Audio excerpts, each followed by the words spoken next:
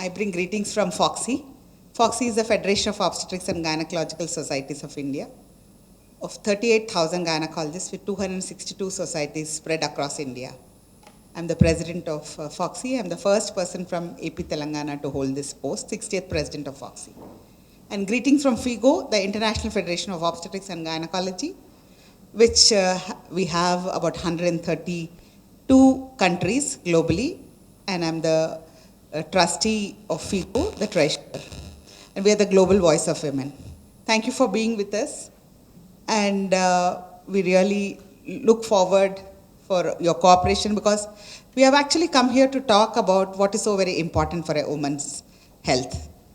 The past 2 years, we have seen COVID has taught us how very important it is for everyone to be healthy. And what is it which is needed for this? Is it that you need hospitals, you need doctors, you need politicians, or you want a finance minister who wants to put more percentage into the health sector? Well, friends, we have realized what we need is an healthy body, physically and mentally.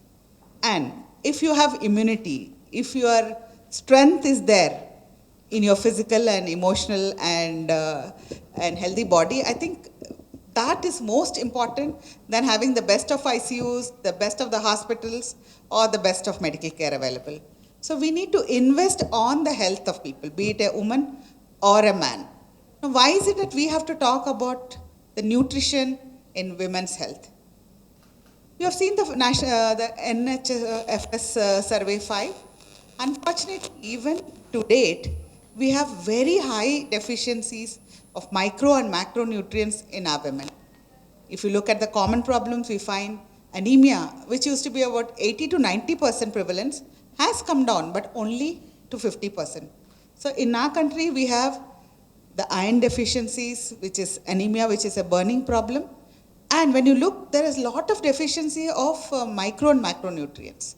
So the nutrient deficiencies are forefront and the cause for all problems in our women. And what we find is, now when you look at, somebody was asking, what is it? What about the vitamins? You know, people are saying we need to supplement vitamins to all people. Do I need to take vitamins? We are eating supposed to be a healthy, balanced diet. But what we find is, unfortunately, in spite of eating good food, in spite of being economically very strong, why is it that we are having deficiencies? I think the time has come that we need to question ourselves, we need to question everyone.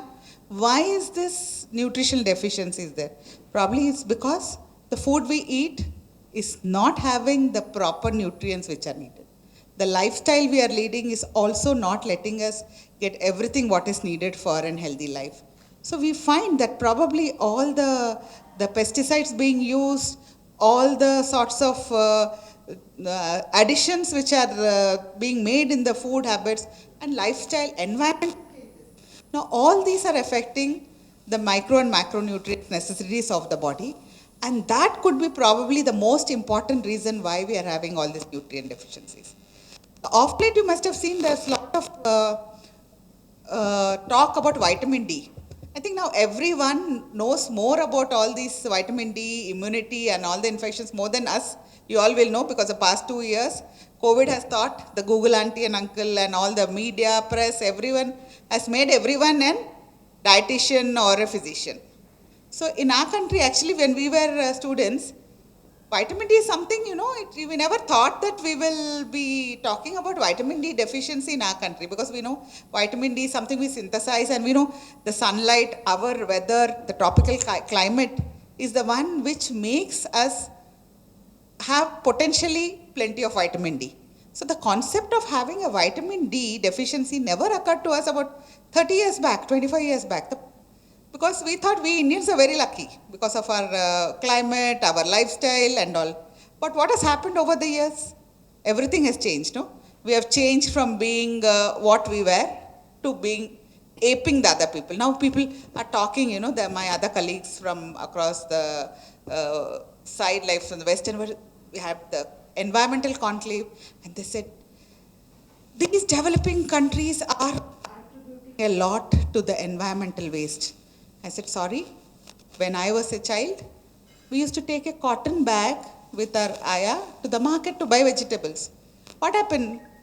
Then slowly in the 70s and all, we used to see our people who are there. Half of our Hyderabad and AP Telangana people are in some part of the world. So they used to bring all those plastic bags and very fancy bags. My aunt was in Singapore. They used to get those plastic bags, very attractive, and we thought that is very stylish, and we adapted all that, and we ended up losing our identity. The same way is the food habits. We have stopped cooking in our iron vessels, cooking our traditional ways, doing physical exercises. We used to have some simple techniques. Everybody used to tell, religious aspects or something. Do Surya Namaskar or morning yoga in the sunlight, that morning time and all. So all those habits changed because we thought we are not doing the right things and those people are doing the right things, and we adapted to those. So in the bargain, suddenly in the last decade, we realized that we have become very deficient in vitamin D. And then a lot of people started doing research and all. When this topic came up about a decade back, when we started talking about vitamin D, in one of our conferences in Hyderabad, we did a general vitamin D levels in our gynecologists. We found 90% of our own gynecologists were deficient in vitamin D. Now, why is it? Gynecologist doctors are okay, economically, socially quite well placed. So we wouldn't think that we will be deficient in something. But then the lifestyle, not only of a morning, what happens? You get up, you do everything and you run, we go into the OP. We are inside the OP or OT and all by time. When are you coming out? After the sun sets. Where is the time for anyone to actually go out or do anything to see that we actually make the vitamins or do physical exercise and all? Same so is for the public also. Now with absolutely, now only games, physical games are all. What are you doing? I'm playing. I'm sure all your sons and children or your neighbors we are playing. What are they playing? Sitting in front of that Xbox or some TV and playing video games. I think all that should be thrown in the waste paper baskets, because we are not allowing our kids to do those exercises. So that will actually generate so much of this thing to get what is needed for the body. And that's how we realize that vitamin deficiency is very prevalent in our women. Then a lot of studies started coming that vitamin D deficiency is affecting a lot of metabolic process. So when we started now we are seeing a lot of diabetes. Hyderabad is the diabetic capital of India. I'm very proud of being an Hyderabadi. I'm very proud of being a Telugu person. But unfortunately, our biryanis, our lifestyle has attributed to a high incidence of diabetes. And studies have shown that vitamin D is linked to the diabetes, and vitamin D deficiencies is also contributing to diabetes. And again, in women, gestational diabetes, that is diabetes in pregnancy, is also increasing, even in our country. So this vitamin D and diabetes is so closely linked. And women, mostly when they come to the clinic, about 40% of your gynec practice, they'll be complaining of backache, leg pain, muscle pain, fatigue, tiredness and all. So you will be wondering why. What is the reason for that?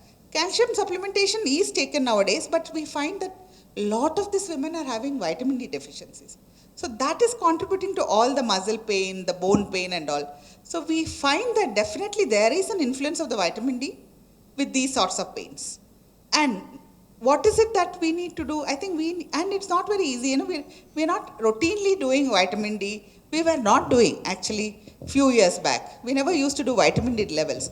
Then we realized that all these issues are getting linked with the vitamin D. Then we started actually making vitamin D one of the investigations in the clinical setup. And we are finding a lot of deficiencies and insufficiencies in our people. So that's how we are able to see that it's contributing to a lot of problems. So what happens usually, we find nowadays, if you look into the history, you must be hearing so many cases of kidney failures, dialysis. You must be seeing, and especially our Hyderabad is famous, thanks to our old city, our Unani drugs and all. And the most important is the bone pain, backache, all the pains, people are taking all the NSAIDs for relieving of the pain. Now what is happening? Actually the pain is a way of your bones. Your bone is crying and telling, I need calcium, I need vitamin D. So instead of giving it its nutrients, you are only pushing your the painkillers, and that is leading to all the other problems. So these are all the issues which I think should be taken into consideration, and women's health is so very important, and that has to be taken care right from the adolescent age through the growing ages, because once the bone strength, the muscle strength, which is compounded by both physical and adequate diet, then when they grow up, when they are pregnant, the side effects are much less. So they were able to have normal labor, they're able to have better postpartum outcome. So I think all these factors are so very important. And the same women, when they grow older and the menopausal age groups, the osteoporosis, fractures, all that incidence also can be reduced if we take care of the diet and see that proper supplementation of vitamin D and everything is there, so that they will be able to be stronger and more healthier. So I think nutrient supplementation and education of the public about these things. So what you need to tell them, you have some problem, your answer is not taking a painkiller. You have to see what is it that is deficient, that needs to be supplemented, so that you have a holistic health, and naturally that will lead to a more healthier outcome. And definitely we have seen last 2 years that vitamin D has been linked with immunity, and those with stronger immunity definitely have fared better even with a COVID. So let's hope that we take care of our women. Of course, I'm sorry, I can't say let's take care of our men, because I care for women's health. So I want to take care of my women's health, and that is the, I think, best gift anyone can give to our women. Thank you.